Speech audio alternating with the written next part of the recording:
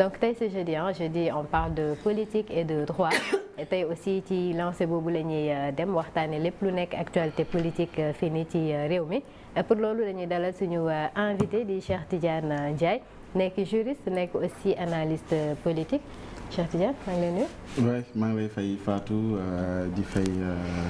ñi ma fi fekk ñëpp aussi di leen nuyu di leen sargal.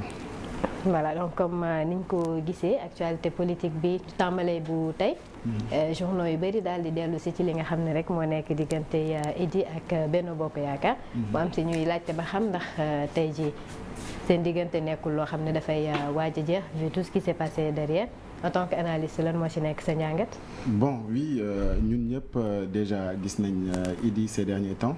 ses sorties et ses posts sur les réseaux sociaux yi nga xam ne da koy poster après quelque temps mu effacé waat après les gens ne comprennent pas trop mais moi ce que je veux dire c'est que il doit se gérer lui en tant que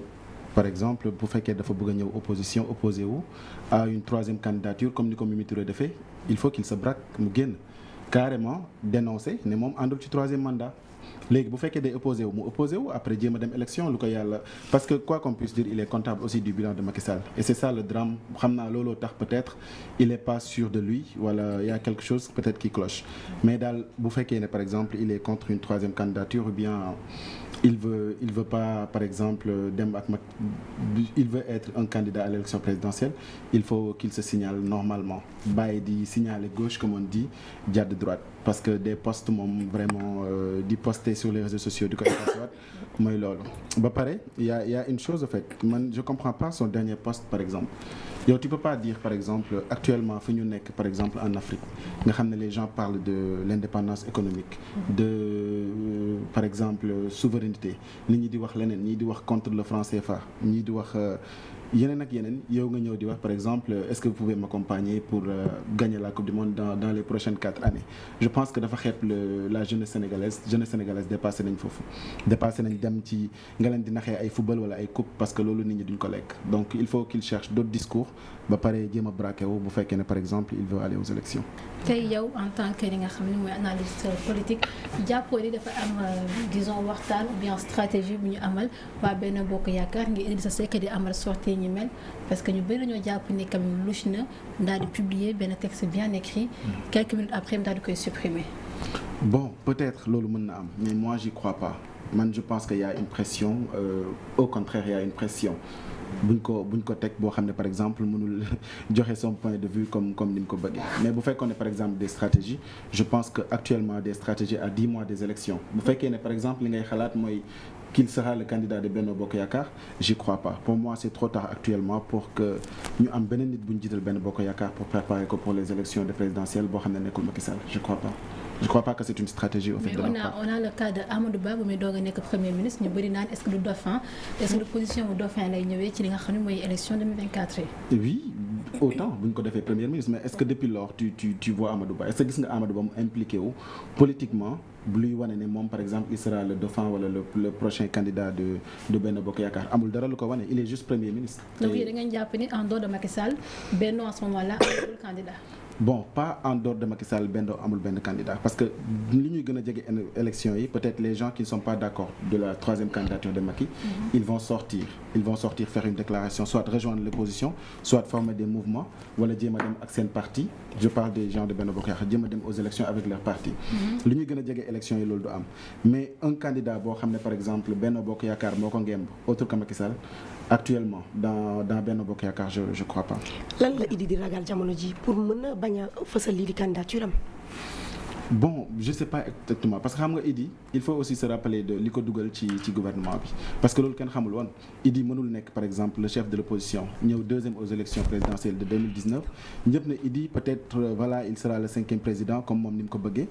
après nga jékki-jékki contre toute attente nga jékki-jékki rek dem ci coalition au pouvoir après on comprend pas parce que il était beaucoup plus radical wala il était aussi radical que Sonko.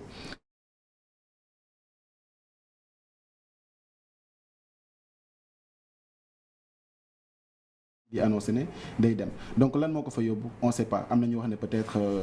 Idy dafa ñàkk léegi xaalis et voilà peut-être il a rejoint le camp présidentiel pour des questions financières et tout mais li ko fa dugal pour man moo ko fa ñàkk génne ba léegi kenn xamul nag ce sont des accords des protocoles voilà mais li ko fa dugal pour man moo ko fa mënul génne ba léegi parce que Idy on le sait par exemple bu fekkoon amul dara lu ko téye actuellement génn na bu yàgg parce que man une chose est sûre et tous les Sénégalais sont d'accord mooy il est contre une troisième candidature de Macky Sall donc lu ko teree génn ba léegi ci gouvernement bi c'est ça qu'il faut chercher. ban jàngat nga am ci avenir politique bu Idrissa Seck gis nañ ñu bëri jaaroon nañ fi mu jaar yor seen parti génn fa dem rejoindre mouvance présidentielle ak conséquences yi ñu ci tiré yëpp avenir politique bu Idrissa Seck. Bon. Son avenir politique nag comme on dit on peut pas faire de la météo politique mais mën nañu wax ni par exemple les gens ñi gënoon am doole wala ñi gënoon ràññee ko ci partem actuellement génn nañ d'autres sont dans l'opposition avec leur parti d'autres sont mën nañ signer mën nañ citer ku mel ni Thierno Bocoum ku mel ni Diouf comment il s'appelle encore Abdourahmane Diouf docteur Abdourahmane Diouf mën nañ citer Déthié Fall qui a son parti et ñoom ñëpp gis nañ leen taxawaay bu ñu am actuellement ci opposition bi donc pour man Idy actuellement même bu ñëwee et on a vu aussi Yankoba Diattara lui il est dans le gouvernement certes il est toujours dans réew mi mais gis nañ ne dañ ko dàq réew mi pas dàq mais génne nañ ko ci poste bu mu nekkoon parce que actuellement li muy wax toutes ces sorties c'est pour défendre la troisième candidature de Macky Sall donc Idy actuellement son avenir politique est-ce que bu génnee Benno Bokk Yaakaar dina am doole bi mu amoon je le crois pas. Justement si benn yéenekaay yu tey ñu ngi wax ni Idrissa Seck son vrai combat nekkul contre Macky Sall wala Yankoba Diattara bi nga wax mais dafa nekk contre population sénégalaise ndaxte ñu bëri ñoo jàpp ni mu rejoindre gouvernement ba tey gi lii daloon Bamba Fall moo koy yóotu. Bon waaw contre la population sénégalaise dans quel sens? C'est-à-dire aujourd'hui dafa transhumé woon daal di quitter fu mu nekkoon daal rejoindre li nga xam ne mooy parti au pouvoir. gis nañ Bamba Fall bu quitté woon aussi daal dem rejoindre parti conséquences yi. Exactement ñu bëri ñu ngi naan Idrissa Seck même si les candidats est-ce que tey Sénégalais nañ ko. Donc la population contre Idy oui parce que loolu moom gis nañ ko déjà bu mu rejoindre le camp présidentiel on a vu doole bi mu am au fait les gens sont déçus même les gens de son propre parti ci saa si la commencé am des fractions ak ay affaires donc ce qui veut dire que la population les gens de son parti et la population ne sont pas d'accord pour rejoindre le camp présidentiel parce que aussi nga ñëw deuxième aux élections présidentielles am plus de 20% am na plus de 20% de Sénégalais des milliers de Sénégalais pour ne pas dire millions yu xam ne yaakaar nañ ci yow yaakaar nañ sa projet donc imaginez ñu xeex benn nit yow ñu voté la nga ñëw deuxième nga jékki-jékki ki ñu doon xeex nga rejoindre ko mais après day am benn dégoût bu am de vis-à-vis de la population ak yow donc loolu mën nañ wax ne normalement actuellement il dit comme ni ma ko soxna si laajee léegi son avenir politique pour man est hypothéqué sincèrement. ko ñu ñëw tuuti ci liste électorale yi donc révision bi war a tàmbali tey war a def lu tollook weer mu am ci ñu bëri ñoo xam ne dañoo jàpp ni ci yoon la lalu am ñoo xam ne dañoo jàpp ni ci politique la lalu pour permettre peut-être pour pas permettre ñi nga xamante ni ñoom ñoo nekk ci askan bi ñu mën a def li leen war ba mën a participer ci ay élections. am ñu ngi nekk ci kujje gi aussi génn di ngaañ date bi nga xamante ni wala durée boobu noonu nga jàpp ne ci yoon la tegu wala ci politique la tegu révision yooyu. bon xam nga dafa am lu ñuy tuddee révision ordinaire boo xam ne par exemple de 6 mois la war a durer c'est-à-dire révision ordinaire yi waroon na commencer depuis le 1er février jëm juillet. jëm le 1er juillet si je ne me trompe pas le 31 juillet je sais pas mais 6 mois la war a durer loolu article L37 du code électoral moom moo ko wax en fait moom moo ne par exemple dafa am révision ordinaire boo xam ne c'est à partir du mois de février jusqu'au mois de juillet donc 6 mois la war a durer pour nit ñi inscrire léegi na am benn disposition bu ñu si yokk boo xam ne dañ ne cas de force majeure mën na nekk situation politique situation économique boo xam ne mën nañ ko expliquer ne léegi loolu day ñëw dàq ko indi révision exceptionnelle bi nag moom mooy durer 1 mois mais li opposition bi di ngaañi actuellement mooy est-ce que 1 mois nit ñëpp dinañ ci mën a inscrire parce que booy xool y a je pense le fichier électoral ou bien la population électorale sénégalaise ça tourne autour de 8 à 9 millions des gens donc actuellement il y a que presque 7 millions qui sont inscrits il y a en tout cas il y a plus d'1 million de Sénégalais qui ont l'âge de voter et qui ne sont pas inscrits sur les listes électorales donc ñu am âge de voter ëpp nañ 9 millions mais ñi nga xam ne dañ inscrire sur les listes électorales c'est plus d'1 million donc est-ce que en 1 mois plus d'1 million de Sénégalais ak sénégalais ni ñu ko xamee nga xam ne dafa bëgg dernier moment est-ce que plus d'1 million de sénégalais dinañ mën a inscrire en un mois foofu la coow li nekk en fait pour moi révision ordinaire dans une démocratie dafa war a am révision ordinaire bi la ñu war a jëmmal nga xam ne day mot 6 mois day dem de février en juillet nga xam ne nit ñu bëri dinañ ci mën a inscrire mais en un mois est-ce que plus d'1 million de sénégalais qui ont l'âge de voter dinañ mën a inscrire ça je le crois pas mais aussi c'est la politique pour moi c'est de bonne guerre je pense que on a vu que la plupart des jeunes qui ont l'âge de voter sont contre l'État loolu c'est pas propre au Sénégal c'est partout dans le monde en général un jeune qui vient d'avoir 18 ans day xaw a nekk rebelle par rapport à l'État day gis na man aw ma liggéey man sama jàng demeewul nii ñi fi nekk dama leen fiy jëlee toujours dañuy contre l'État donc État nan la mën a def pour contrer ñooñu pour ñu inscrire pour dooleel opposition bi dans ces élections moom aussi da koy def nu mu mën a def pour les contrer donc c'est de bonne guerre ñoom aussi ñu xaar def révision exceptionnelle pour nga xam ne un mois la ñuy am pour nit ñi mën a inscrire mais c'est léegi nag la balle est dans le camp de l'opposition ñoom aussi nañ def seen mënin nañ jóg nañ soññi seen i ñooñ dem ci ñi nga xam ne par exemple seen sympathisant lañ wala seen militant lañ communication bi daw ñu def une bonne communication pour que la majeure partie des gens qui ne sont pas encore inscrits sur les listes électorales et par exemple qui doivent voter wala qui veulent voter pour l'opposition puissent s'inscrire. Donc toujours si opposition bi nga daanalee lay daal di yëkkati on a vu dernièrement li nga xam ne yëngu-yëngu xewoon na ci côté Yewwi Askan Wi plus précisément Pastef arrestation yu bëri yi on a vu aussi li nga xam ne moo nekkoon procès entre Mame Mbaye Niang Ousmane Sonko gis nañu verdict bi nga xam ne daanu na yow aujourd'hui nga nekk analyste politique bari jàngat nga si am si arrestation yu bëri yooyu mais aussi yëngu-yëngu yi nga xam ne ngi am ci côté opposition bi. Wow, en tout cas, on a vu ce qui s'est passé lors des procès de Sonko contre Mame Mbaye Niang ou bien Mame Mbaye Niang contre Sonko. Donc des gens sont arrêtés et jusqu'à présent il y a des arrestations. Hier j'ai eu des infos comme quoi qu'il y a eu des responsables de Pastef Tivaouane qui sont arrêtés. Il y a aussi des jeunes qui avaient organisé une manifestation autorisée et après la manifestation ils ont été arrêtés parce que nañ respecté wuñ heure bu manifestation bi war a jeex quelque chose comme ça. Pour man pour ñu dem ci élection yu paisible il faut aussi que arrestation yi ñu arrêté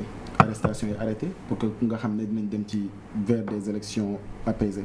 parce que il y a trop de troubles ces derniers temps donc procès par-ci manifestation interdite par là arrestation par là. L'opposition dit qu'il y a plus de 500 opposants actuellement arrêtés donc des détenus politiques donc pour man foog ñu dem apaisement jéem a libérer le maximum de détenus pour que au moins ñu dem ci vers des élections apaisées. Mais arrestation yu bëri yooyu ci côté opposition est-ce que nekkul benn signe de fin de règne? waaw mën na nekk ñu bëri nag mën nañ ko jàppee loolu mais peut-être état bi mën na ko bañ a jàppee moom fin de règne parce que ñoom pour ñoom ils sont là ils vont pas partir mën na nekk Macky mën na nekk keneen mais aussi ils vont se battre pour rester dans le gouvernement ou bien pour rester au pouvoir mais voilà de l'autre côté mën nañ ko jàppee fin de règne parce que à chaque fois noonu lañ demee on a vu en 2011 Wade avec toutes les choses qui se sont passées il y avait plus de 11 morts il y avait des manifestations à chaque fois bu opposition bi jéemee manifester Wade day rassembler ay cars yóbbu leen quelque part on voit des centaines de milliers de gens et il voulait faire savoir à la population ou bien aux étrangers que voilà je reste populaire et je vais gagner ces élections de 2012 malheureusement on a vu ce qui s'est passé donc est-ce que actuellement gouvernement bi warul jàng ci ce qui s'est passé en 2011 pour jéem a xool nan lay jéem a organiser des élections apaisées au lieu de nekk di arrêter des opposants je pense que loolu day tax mu gën a impopulaire en fait parce que la popularité mënoo jàpp nit seeni ñooñ ba pare mu ngi mel ni rek ñu ngi leen invité ci 4 avril bi actuellement par exemple mënoo gazer des opposants le 30 avril avec tout ce qui s'est passé jàpp de plus de 500 détenus après envoyer leen invitation loolu ñoom mën nañ ko gisee sax comme ñaawal comme des moqueries parce que quand même voilà loolu mooy tax bu fekkoon ne par exemple bëggoon na leen invité 4 avril fallait apaiser le champ politique depuis des mois. Au moins pour Barthélémy Dias teew na fa. man jàngat nga ci am. oui est-ce que 4 avril bi tamit nekkuloon occasion pour ñu peut-être gën a toog waxtaan wala jaaree fa ut benn consensus boo xam ne dina leen boole dialogue boobu noonu. oui Barthélémy Dias moom c'est le premier magistrat de la ville moom mooy maire de Dakar donc lui il est là en tant que maire de Dakar parce que moom sax en général moom moo waroon dalal gan yi. tey par exemple bu fekkoon dañu am des invités au-delà du président moom aussi war na bokk ci délégation bu leen di dalal parce que c'est le premier magistrat de la ville de Dakar et le défilé ou bien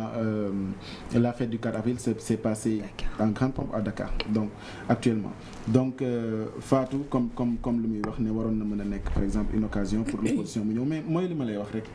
mooy li ma lay wax opposition bi c'est vrai mënoon nañ jouer que c'est une opposition républicaine dem wuyu ji Macky Sall et tout mais pour man aussi c'est pas facile mënoo par exemple des gens comme Khalifa Sall comme Déthié Fall les gens du pouvoir ou bien les autres gens neutres les autres personnes neutres les voient comme des personnes ou bien comme des opposants républicains donc on a vu le 30 ce qui s'est passé ils voulaient par exemple faire un rassemblement au niveau de leur parti et après ñu gazé leen donc loolu qu'est-ce qu'il explique après di nga gazé ay nit le 30 yónnee leen une invitation ne leen ñëw leen ngeen toog ci podium bi pour qu'on fête l'indépendance aux yeux du monde. Mais ça je le crois pas. si fête d'indépendance boobu sax laa bëgg a des ba tey gis nañ bi yoon ban dañu naan défilé bu mag moo daal di am en tout cas force de l'ordre di génn nañ wane nañ seen matuwaay yow tey tu es analyste politique pour yow ban message lañ chercher di faire passer derrière ce grand défilé qui a été organisé. Bon pour moi il y a deux lectures qu'on peut faire. La première lecture pour man mooy mën na nekk le dernier défilé de Macky Sall peut-être si par exemple il est pas animé par benn kii pour mu dem defi troisième candidature mën na ne tey sama dernier défilé la pour le 4 avril je vais essayer que ça je vais faire en sorte que ça soit mémorable aux yeux du monde wala aux yeux des Sénégalais loolu mooy première lecture bu ma ci am moo tax fête bi demee nii parce que gëj na en général prise d'armes moo doon am la plupart si dañ am prise d'armes moo doon am mais c'est pourquoi mu xaar ba tey ba en ce 4 avril par exemple 2023 mu jéem a def défilé bu mémorable pour man mën na nekk ne bon je vais vers une sortie je vais essayer de faire quelque chose de mémorable mais la deuxième lecture qu'on peut avoir c'est aussi comme je dis armée baa ngi fi police baa ngi fi gendarmerie baa ngi fi man maa yor la force légale ou bien une force de dissuasion donc ku fi yëngal armée bi dal sa kaw mën na loolu aussi mën nañ ko kii ba pare on a vu son discours que voilà les forces de sécurité sont prêtes pour lijjanti li xew ci biir réew mi ak li ci biti donc lan mooy xew ci biir réew mi là on sait pas. donc ban jàngat nga am jamono ji ñu ngi jëm ci présidentielle yàggatul mais pour ñu ne kii candidat la doon lu jafe ci Sénégalais yi ban lecture nga am par rapport ak cela. waaw loolu c'est un recul démocratique parce que bu desee élection yi bu mu desee 1 an wala 2 ans ñëpp mënoon nañu xam ne kii day nekk candidat mais on a vu qu'on a exilé un opposant on a emprisonné un autre opposant et que les deux attendent actuellement une amnistie pour pouvoir participer aux élections présidentielles pour man loolu c'est un recul démocratique de l'autre côté on a vu un procès contre l'opposant ñëpp yaakaaroon nañu Ousmane Sonko par exemple dinañ ko condamner mu am plus de 3 mois de sursis et comme ça du mën a participer mais heureusement que actuellement jusqu'à présent il reste éligible mais pour man c'est un recul démocratique extraordinaire parce qu'en fait à 10 mois des élections ba léegi mënuñu xam même le président de la République on sait pas qu'il va se présenter ou pas donc actuellement kenn xamul vers quoi on va parce que on a vu que élection yi dafa waroon nekk benn élection boo xam ne day nekk une alternance générationnelle ñu am des par exemple des candidats yoo xam ne ay morom lañ ay jeunes tey bu ñu jëlee ku mel ni Ousmane Sonko jël ku mel ni docteur Abdourahmane Diouf ñoom Thierno Alassane Sall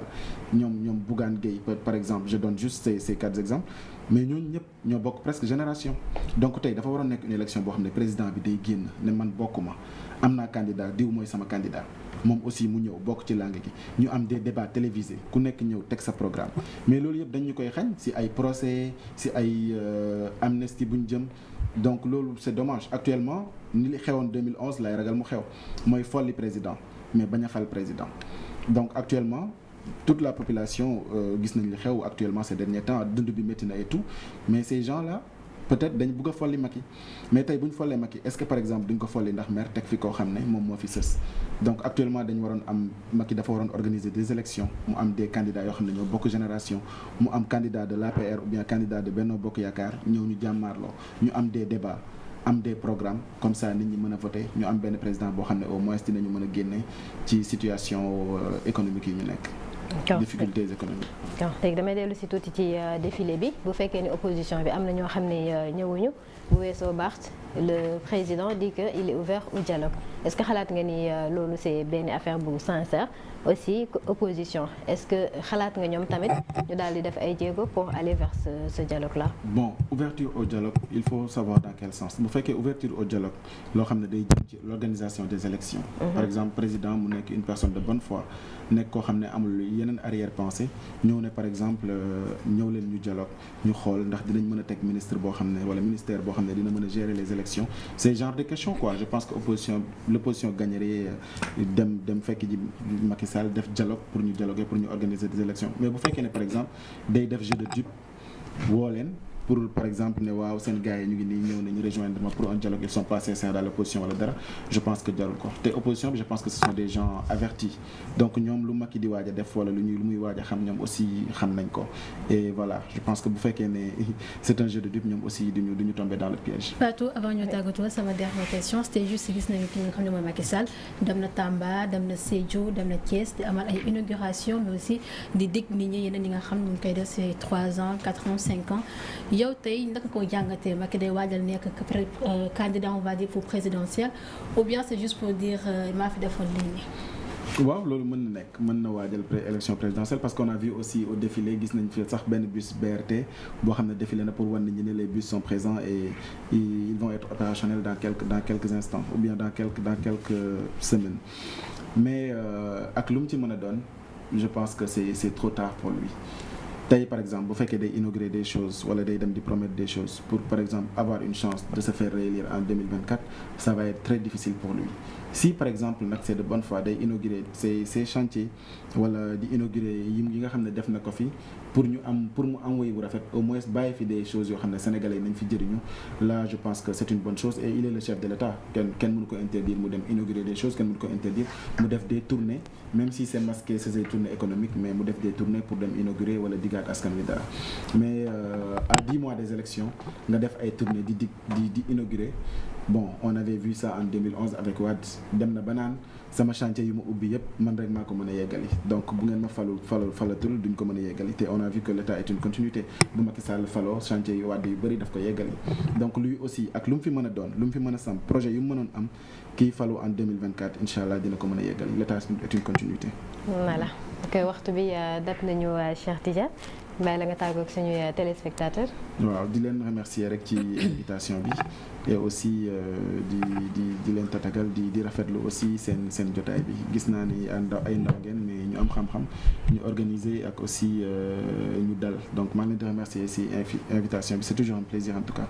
merci beaucoup Wile. bien sûr Fatou Sidibé yaa ngi koy wax te ñu doon dalal kii di Cheikh Tidiane Ndiaye nekk juriste en même temps analyste politique Cheikh Tidiane ñu ngi lay remercier en tout cas ci tontu wax leeral yi nga xam ne indi nga ñu ko Fatou Sidibé bien merci à toi Sira bien merci à toi et récupère vite ta voix merci à képp koo xam ne yaa ngi doon seetaan sur Label TV di continuer di ko seetaan et très bon début de journée à vous. Merci beaucoup Sadio Diallo et je pensais que tu pensais qu'on n'allait pas parler de la grosse défaite du Barça hier donc on va pas parler de défaite de Barça. Non mais 4 retour 4. waaw on a matinale demain donc bon Béya tàggoor comme nee na duñ ci wax. voilà leeral yi je pense que ñëpp dinañ ci jëlee jàngat di leen jaajëfal di jaajëfal ñi nga xamante ne ñu ngi doon seetaan di leen jox dig daje ba ëllëg su ngeen ma gisul rek wuy leen fi. espérons que baat bi dina dellu si d'ici demain. oui ni wi la waxee di nga ci naan moom ba doyal daal di ci sangu aussi comme ça bu ko defee suba nga daal di mën a teew en tout cas merci à toi Béatrice. merci Wile Sadio Diallo sama catalan bi merci beaucoup Cheikh Tidiane Ndiaye am na ku ma wax ni moom itam catalan la et démb xam naa ni reeruñu dañoo ndog rek waaye reeruñu voilà di ndokkale bépp merengue bon victoire bi démb macha allah rafet na donc di remercier Cheikh Tidiane encore une fois ci leeral yi nga xam ne rek jot na ko indi ci lépp lu jëm ci wàllum politique ci réew mi di remercier téléspectateurs yi àndoon ak ñun depuis 8 ans ci seen émission suñu matinale donc dig daje dem incha allah ci beneen matinale d'ici la portez très bien ñu yendoog ci am. Merci.